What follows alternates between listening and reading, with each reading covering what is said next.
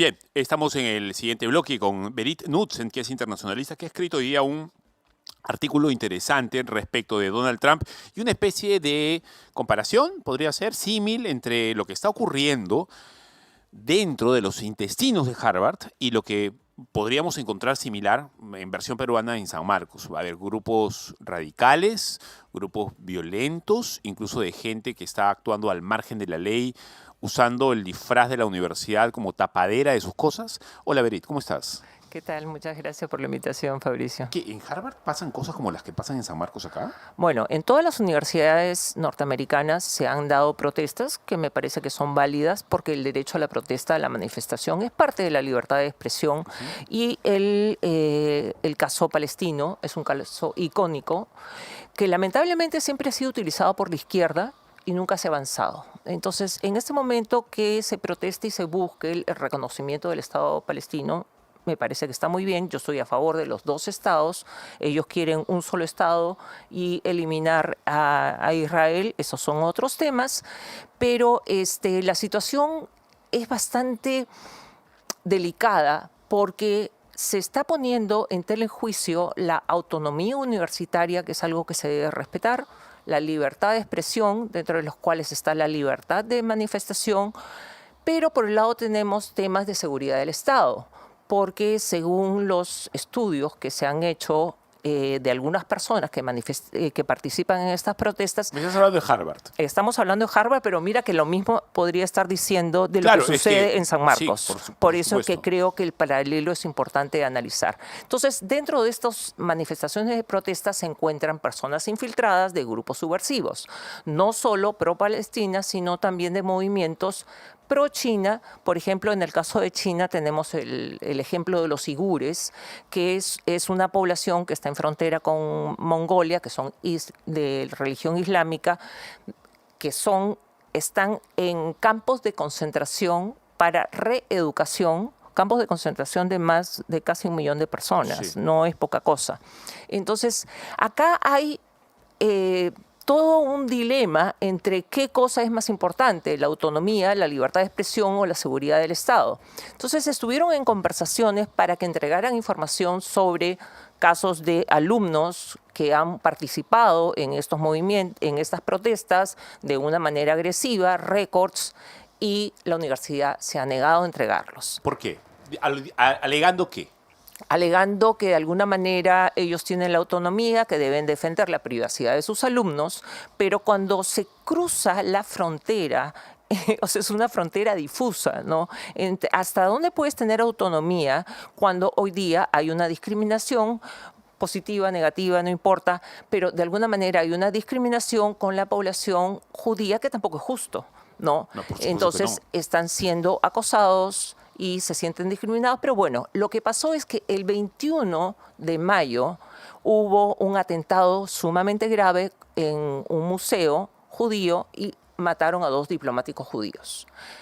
Estos 2, pero la mujer fue rematada 3 veces para estar bien seguro que se había matado, y cuando apresan a la persona hace vivas pro-Palestina.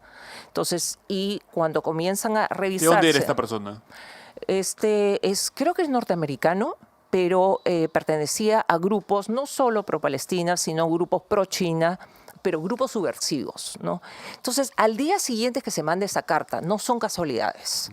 Y en la carta lo que exige seguridad del Estado es que le entregue toda la información sobre ciudadanos extranjeros que pudieran haber participado en este tipo de movimientos para comenzar a hacer las investigaciones, y que durante mucho tiempo se habían negado, y le dan un ultimátum de 72 horas para que entregue la información. De lo contrario, entraba en vigencia esta regulación que impedía que los estudiantes extranjeros estudiaran en Harvard. Harvard tiene 23.000 estudiantes, de los cuales 7.000 son extranjeros, de 140 países. Pero con esta regulación no solo se impedía que nuevos estudiantes ingresaran a la universidad, sino que todos los que estaban estudiando tienen que salir de la universidad y buscar nuevas universidades. Bien dramático, como todo lo que hace Trump, ¿no? Pero explicándolo como lo estás explicando, Berit, uno entiende el contexto. Hemos preparado un informe para un BTR pequeñito, creo que son un par de minutos, para poder entender un poco mejor este contexto, porque no todo es blanco ni negro. Acá hay unos grises que es necesario comprender. Muchísimos grises y muchísimos ángulos que hay que analizar. A ver, adelante. La jueza federal Alison Burroughs suspendió temporalmente la prohibición del presidente de Estados Unidos, Donald Trump, que impediría a la Universidad de Harvard recibir a nuevos estudiantes extranjeros y la obligaría a dar de baja a los que actualmente tiene. La pausa dictada por la jueza obedece a la demanda que entabló esa universidad contra la pretendida acción del gobierno estadounidense.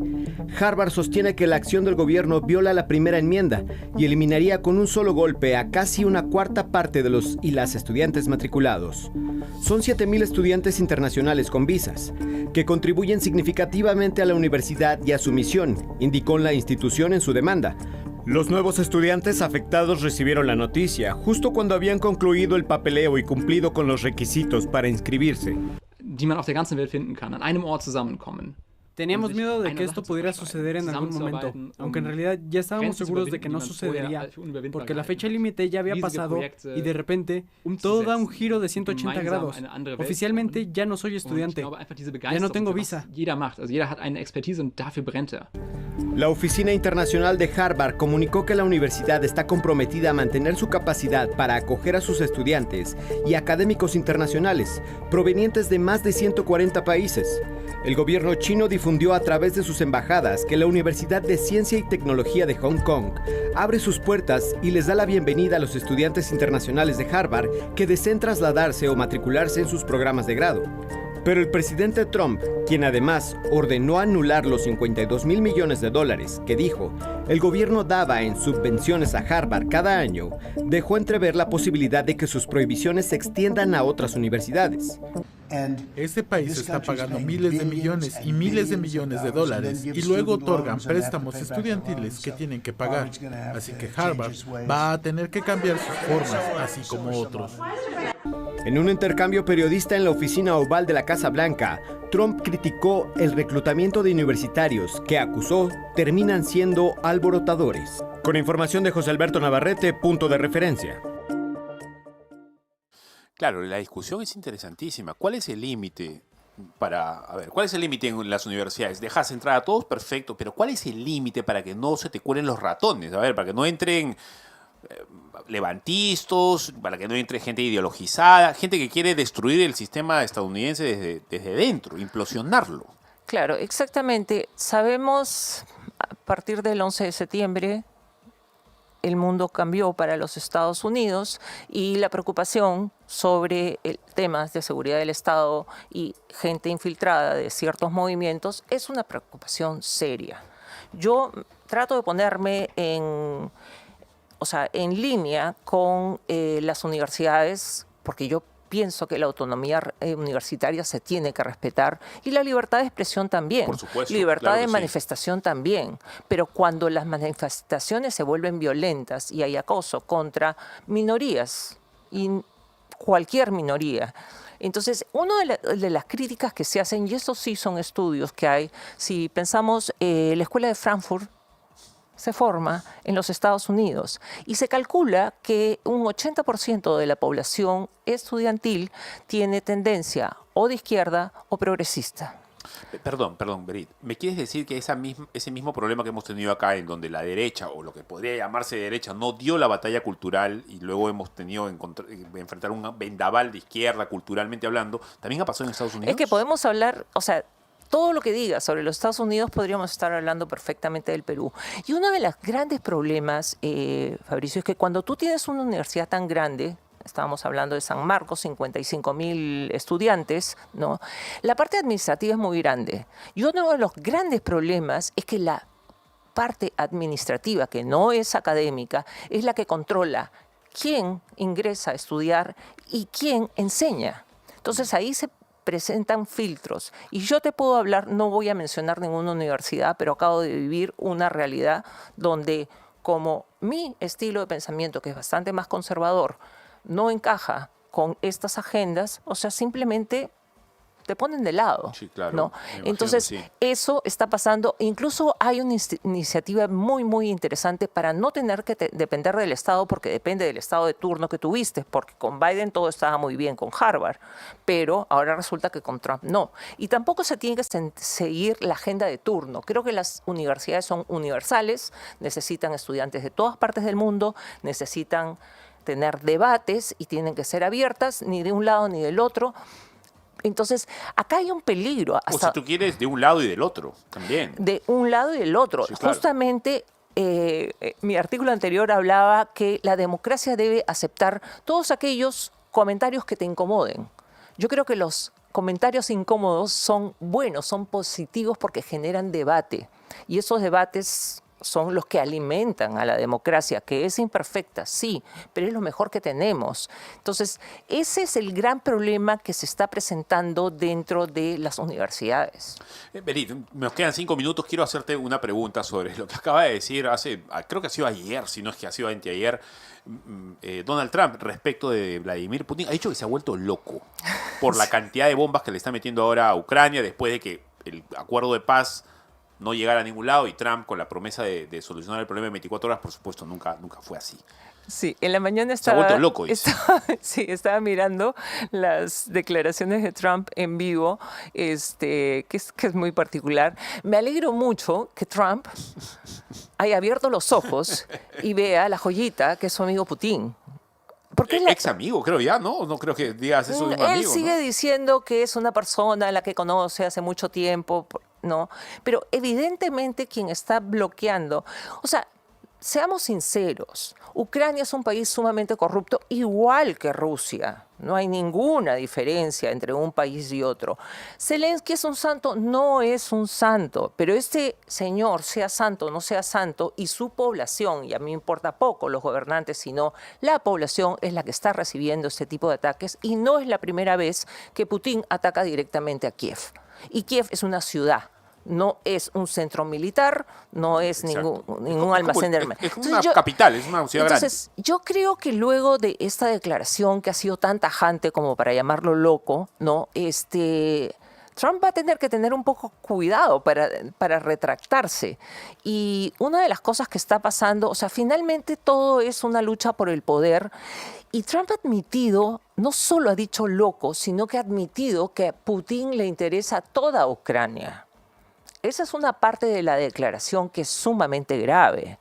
O sea, el hecho que... ¿Grave para Trump o grave por lo que significa? Grave para Putin, porque Putin resulta que nos estamos enterando por boca de Trump que Putin quiere toda Ucrania. Anexar Ucrania. Llámale como quieras. Ser parte de Rusia. Sí, claro. Ya no solo Crimea, ya no solo el Donbass, sino que sus intenciones van bastante más allá. Entonces cobra más sentido el tema de la preocupación europea que Trump estaba minimizando, y recordemos cómo le habló J.D. Vance a la comunidad europea en la reunión de seguridad de Múnich. Por lo tanto, o sea, hoy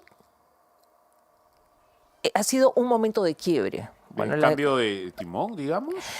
No van a cambiar en política no hay casualidades, porque justamente hoy día Donald Trump se comunicó con Ursula von der Leyen, a quien no le quería contestar el teléfono, y mandaba como paloma mensajera a Estamos hablando de la presidenta de la Unión Europea, por supuesto. Y mandaba como paloma mensajera a la a la primera ministra de Italia, que era Giorgia Meloni, íntima amiga de Donald Trump, porque conversan muy bien.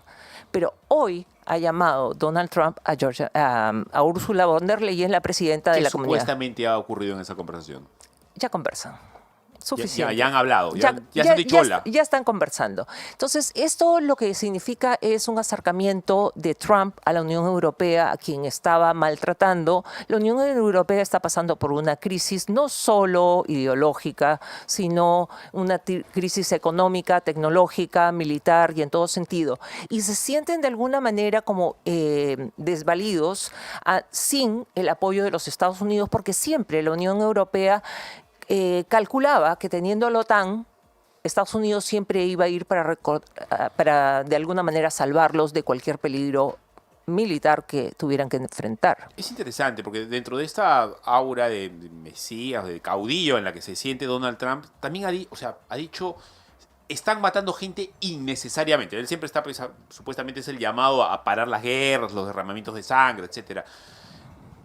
Debe haberse quedado espantado Trump por lo que ha dicho. Debe ciertamente estar muriendo mucha gente inocente en Ucrania para que alguien que supuestamente es amigo de Putin diga algo así, ¿no? Claro, definitivamente ni tú ni yo, ni mucha gente va a saber qué cosa habla Putin con Trump durante 2 horas de conversación, la última llamada telefónica que han tenido, y siempre habla de mi amigo, pero parece que su amigo, de quien conoce, tiene que conocer muchas cosas. En una conversación de 2 horas, aunque no sea personal, tiene que saber muchísimas cosas. Y sobre todo que Trump está haciendo negocios. Su viaje al Medio Oriente fue un viaje básicamente para vender tecnología y armas. De eso se trata. Entonces, en el caso de Putin, aunque el contrato lo ha hecho con Ucrania, en el caso de Putin sí se estaba hablando de temas energéticos y habían muchos intereses que se compartían. Cuando se reúnen en Arabia Saudita a comienzo de año, no se reúnen para hablar de Ucrania, se reúnen para hablar temas de negocios, básicamente ligados al petróleo y otros intereses con el ministro de Estado, Sergei Lavrov, que es el ministro de Estado de Rusia, y de esas cosas hablaron. Entonces, finalmente no podemos dejar nunca fuera del tapete el tema negocios, ¿no? Cuando hablamos de Trump. Berit, muchas gracias. Siempre es muy agradable conversar con alguien que está tan bien informado y con tanto sentido común. Gracias. Gracias a ti, Fabricio. Bien, bueno, se acabó el programa. Lamentablemente nos quedó corto el programa, pero muy interesante. Volvemos el día de mañana. Dios les bendiga. Chao.